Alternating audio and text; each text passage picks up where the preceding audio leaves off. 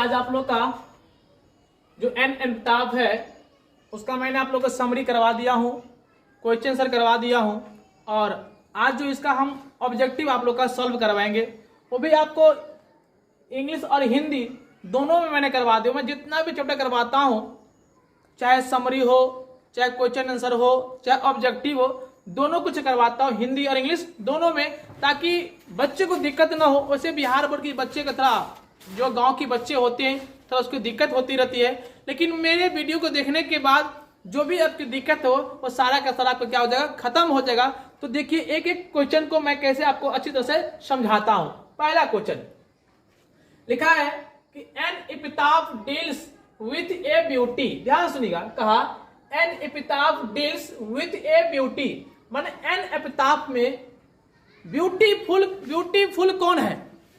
N epitaph में किसके सुंदरता के बारे में बताया गया है, किसका वर्णन कहा है, वही पूछ रहा है कि beautifuls with deals epitaph, an epitaph deals with a beautiful.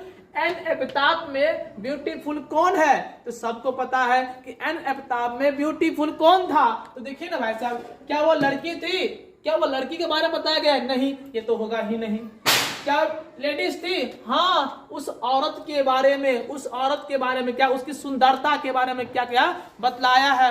Water डीला मेरे कहा है कि वो जो औरत थी वो क्या थी? बहुत सुंदर महिला थी। क्या थी वो? बहुत महिला क्या थी? सुंदर थी। तो इसका आंसर क्या होगा? लेडी। क्या समझ में आ गई? चलिए दूसरा क्वेश्चन क्या कहता है? The ladies an epitaph belonged to. The lady an epitaph belonged मतलब गुजरना, कहां से गुजरते थे? टू, कहा एन एपिताफ में औरत कहां के रहने वाले थे?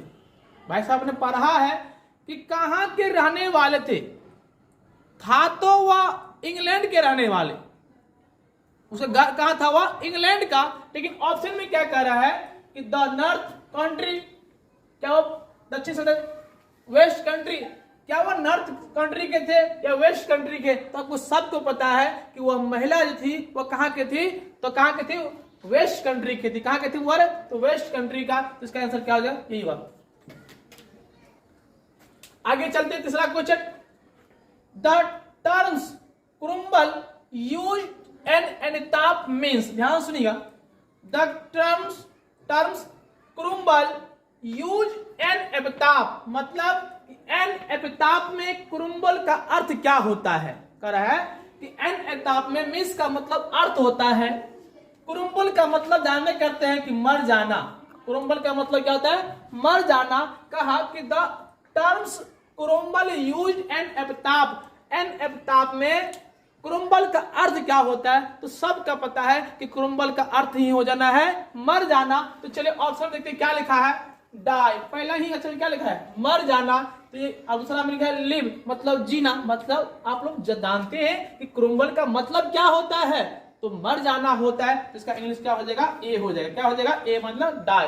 ये तो सारा आपको समरी में, क्वेश्चन आंसर में, जो बच्चे मेरे समरी को देखे होंगे, जो बच्चे मेरे क्वेश्चन आंसर को देखे होंगे, मुझे समझाने की जरूरत नहीं पड़ रहा है, क्योंकि पूरा सब कुछ मैंने बता दिया हूं। एक बार वो देखेगा अपने आप, वो क्या करेगा? वो इसका जवाब दे देगा। चले फिर भी मैं आपको एक एक ऑब्जेक्टिव को समझाता हूं। आगे कहता है the tone of the poem, the tone of the poem an epitaph means. कहा कि एन एपिताफ में टोन जो है वो किसको दर्शाता है? एन एपिताफ में वो टोन जो है वो किसको दर्शाता है? तो देखिए ना भाई साहब, हैप्पी या सैड, क्या वो खुशी को दर्शाता है? ये सैड, या इसका मतलब मिलनकोली भी होता है। मिलनकोली और सैड का दोनों का मतलब सेम ही होता है, या तो सैड लिखा रहे या तो मिलनकोली रहे। तो जो भी आपको पहले इसका मतलब जानते हैं कि the tone of the poem an epitaph means, an epitaph में टोन का, टोन शब्द जो है वो किसको दर्शाता है? तो भाई साहब क्या आपने देखा है कि पूरी कविता में कहां पे खुशी है? कहां खुशी नहीं, पूरी कविता में क्या है? उदासी छाया हुआ है। और बताइए भाई साहब, क्या खुद हैप्पी होगा? ये तो होगा ही नहीं। और सैड या मिलनकोली, दोनों का अर्थ क्या होता है? उदास होता है। तो ऑप्शन में या तो सैड लिखा रहे या तो मिलनकोली लिखा रहे, उसका आंसर आपका हो जाएगा यही। तो 4 का आंसर क्या होगा? बी होगा। समझ में आ रहा है? आगे चलते हैं। लिखा है कि who has composed the poem an epitaph. एकदम इजी है कि हु हैज कंपोज, यहां कभी राइटर भी लिखा रहेगा द पोएम एन एनताप, मतलब एन एनताप जो है वो किसके द्वारा लिखा गया। कौन नहीं जानता है कि एन एनताप किसके द्वारा लिखा गया है। कंपोज का मतलब द्वारा होता है, या कभी कभी राइटर कर देगा, उसका मतलब किसके द्वारा वो लिखा गया है। वाटर डीला मेरे या WH उडेन, तो सबको पता है कि यह चैप्टर जो है एन एनताप जो है वो किसके द्वारा लिखा गया है, तो वाटर डीला मेरे के द्वारा क्या किया है, लिखा गया। तो इसका आंसर क्या होगा, 5 का आंसर हो जाएगा आपका ए। अब चलते आगे क्वेश्चन, आगे बताता है क्वेश्चन में एकदम पूरा जितना भी ऑब्जेक्टिव है, इस सारा का सारा ऑब्जेक्टिव आप लोग का समरी में और क्वेश्चन आंसर में पूरा समझा दिया गया है।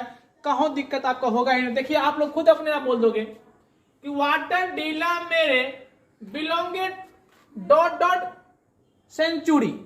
कहा कि वाटर डीला मेरे बिलोंगेड डॉट डॉट सेंचुरी। लेखक किस शताब्दी के लेखक थे, जानवे करते हैं को लेखक जो वाटर डीला में था वो किस शताब्दी के लेखक थे। क्या वो 19वीं शताब्दी के थे? नहीं। कहाँ के थे? वो 20वीं शताब्दी के थे। कहाँ के थे वो? वो 20वीं शताब्दी थे। आपको समरी में भी लिखा हुआ है, क्वेश्चन आंसर में भी लिखा हुआ है कि लेखक जो थे वो किस शताब्दी के लेखक थे, तो 20वीं शताब्दी क्या थे, लेखक थे। माने वाटर डीला मेरे 20वीं शताब्दी के क्या थे, लेखक थे। आगे क्या कहता है, 7वां में कहता है कि वाटर डीला मेरे हैज रिटन पोयम। वाटर डीला मेरे हैज रिटन पोयम। वाटर डीला मेरे जो है किस कविता के लेखक है। कितना इजी है कि वाटर डीला मेरे किस कविता के लेखक है, तो सबको पता है। क्या द सोल्डर का है? नहीं होगा। किसका है? एन एपिताफ का है। किसका है? एन एपिताफ का लेखक कौन है, तो वाटर डीला मेरे। वही पूछ दिया कि वाटर डीला मेरे किस कविता के लेखक है, तो एन एपिताफ कविता का क्या हुआ, लेखक है। आगे चलते हैं 8वां क्वेश्चन में क्या कहता है कि वाटर डीला मेरे वाज। वाटर डीला मेरे तो क्या थे, कवि थे, वो क्या थे, क्या एक पोट थे, एक कवि थे, एक नॉवेलिस्ट थे, एक शॉर्ट स्टोरी के राइटर थे। आपने देखा होगा समरी में कि वाटर डीला मेरे कवि भी थे, नॉवेलिस्ट भी थे और शॉर्ट स्टोरी के राइटर भी थे। तीनों थे। वाटर डीला मेरे एक कवि थे ही, उसे नॉवेलिस्ट भी था और शॉर्ट स्टोरी भी क्या उसको राइटर थे। तो इसमें और अंत में क्या है, ऑल ऑफ दी, इनमें से क्या हो जाएगा, सभी हो जाएगा। सबको पता है, एक भी ऐसा नहीं है। तो मेरे आप समरी को पढ़ के देखिए, मेरा क्वेश्चन आंसर देखिए कि मैं इसको समझाया हूं कि नहीं समझाया हूं, तब आपको विश्वास हो जाएगा कि हाँ आपने बिल्कुल सही कहा है। आगे कहते हैं 9वां क्वेश्चन कि light of a step and hot was see. Light of a step and hot was see he is taken from. भाई साहब ये कविता के लाइन में था कि नहीं था कि light of a step and hot was see, वो हृदय एवं प्रकाश की क्या थी, देवी थी। कौन? वो लेडीज। और ये शब्द जो है, ये लिखा जो गया है वो कहां से लिया गया है, सनेक से लिया गया है कि एन एताब से लिया गया है। तो ये कहां से लिया गया है, एन एताब से लिया गया है। तो इसका आंसर क्या हो जाएगा, बी हो जाएगा। क्या हो जाएगा इसका आंसर, बी हो जाएगा। अब आगे देखिए क्वेश्चन 10वां क्वेश्चन क्या कहता है कि वाटर डीला मेरे new A dot dot who is dead. कहने का मतलब हुआ कि वाटर डीला मेरे न्यू जानते थे कि हु इज डेड, लेखक जानते थे जो अब मर गए। भाई साहब बताइए कि लेखक किसके बारे में जान रहे थे कि अब वह मर गए, किसके बारे में जाना कि वो क्या कर रहे हैं, मर गए। देखते पूरी चैप्टर में लेखक जो है उस औरत के बारे में बता रहे हैं, तो आप वो क्या कर गए हैं, मर गए हैं। तो ऑप्शन में क्या दिया है, गर्ल। क्या वो लड़की मर गई थी? नहीं। क्या होगा इसका आंसर, बी होगा, लेडी। समझ में आ रहा है। आगे तो क्या कहता है, क्यों मैं थोड़ा फास्ट चल रहा हूं इसलिए कि सारे के सारे जो ऑब्जेक्टिव है सब समरी में दिया हुआ है, तो आपको टेंशन ही नहीं है। हमारा बनी जो लिख रहे हैं इससे पहले बताने से पहले आपको आंसर पता होगा कि इसका आंसर क्या होगा। इतना इजी है। आगे क्वेश्चन कर रही है 11वां क्वेश्चन कि the lady who is like in the. औरत कहां पड़ी थी, सबको पता है कि the lady who is like, वो औरत थी वो कहां पड़ी थी, वो औरत कहां पड़ी थी, क्या गार्डन में पड़ी थी। क्या वो औरत जो पड़ी हुई थी वो जो लीन हो चुकी थी वो कहां पर लीन हो गई थी, क्या बगीचा में हुआ था, इसका आंसर होगा ही नहीं। क्या वो टॉम्स, टॉम्स का मतलब कब्र, और यहाँ पे दिया है ग्रेव का मतलब भी वह टॉम जहां उसको दफनाया जाता है। तो उस औरत को कहाँ दफनाया गया था, तो टॉम्स में दफनाया गया था। कभी कभी इसका ऑप्शन में ग्रेव भी रहता है, माने टॉम्स और ग्रेव का मतलब होता है जहां उसको दफनाया जाता है। तो बताइए कि उस औरत को कहाँ दफनाया गया था, तो टॉम्स में दफनाया गया था, माने कब्र में क्या किया था, उसको दफना दिया गया था। वही पूछ रहा था कि उस औरत को, वो औरत थी वो कहाँ लीन हो गई थी, तो वो औरत कब्र में क्या हुई थी, लीन हो गई थी। आगे कहता है the poet thinks that dot dot is no every lasting. कहता है कि the poet thinks that dot dot is not every lasting. कभी किसके बारे में सोचते हैं कि अंत तक नहीं रहते। भाई साहब पता है कि कल मैंने समरी के क्वेश्चन आंसर का समरी बता था कि ऐसा कौन चीज है जो आज न चल कल उसको खत्म होना ही होना है। वही पूछ रहा है यहाँ पे the port things that dot dot is not every lasting. ऐसा कभी क्या सोचते हैं कि अंत तक क्या नहीं टिके रहते हैं, क्या ब्यूटी या लव। हाँ भाई साहब पता है, आपको पढ़ाया हुआ है कि सुंदरता जो है आज न कल क्या करना है, उसको खत्म होना है। चाहे 20 साल में या 15 साल के बाद उसकी सुंदरता क्या होती है, खत्म हो जाती है।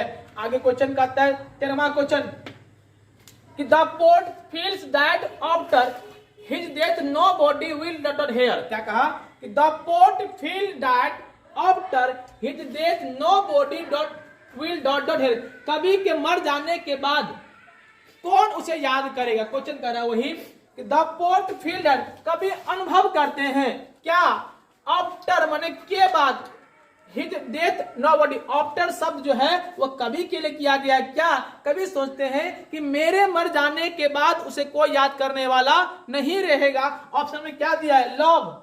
नहीं सर जी, इसका आंसर क्या होगा, तो इसका आंसर होगा क्या चीज, रिमेंबर, मतलब याद करने वाला। माने कभी के मर जाने के बाद उसे कोई याद करने वाला नहीं रहेगा। ये सारा का सारा लाइन ये समरी में लिखा हुआ है। अंत में क्वेश्चन क्या कर रहा है, and when I crumble who will remember is written by daughter। सब ये तो देखना, ये कविता के लाइन में लिखा हुआ है कि and when I crumble who will remember is written by। ये जो वर्ड जो है, ये वर्ड किस कविता का वर्ड है, तो एन अमिताभ का है ना। और एन अमिताभ कौन है, लेखक कौन है, तो जॉन डॉन है या वाटर डीला मेरे। किसको नहीं पता है कि एन अमिताभ का लेखक कौन है, वाटर डीला मेरे है। तो मैं विश्वास करता हूं कि इससे ज्यादा एन अमिताभ में जो ऑब्जेक्टिव है, इससे ज्यादा ऑब्जेक्टिव को नहीं पूछ सकता है। और एग्जाम में इससे एक्स्ट्रा एक भी नहीं पूछता है। आप इससे भी नहीं हो तो कोई पुराना सेट हो, क्वेश्चन बैंक हो, या कोई सेट पढ़ते हैं, कोई गेस्ट पेपर पढ़ते हैं, उसमें जाके देखिए कि एन अमिताभ में ये सब पूछा है कि नहीं पूछा है। उम्मीद करता हूं कि आप लोग को समझ में आ गया होगा। अब आगे वीडियो आपको हम कल या परसों लाएंगे।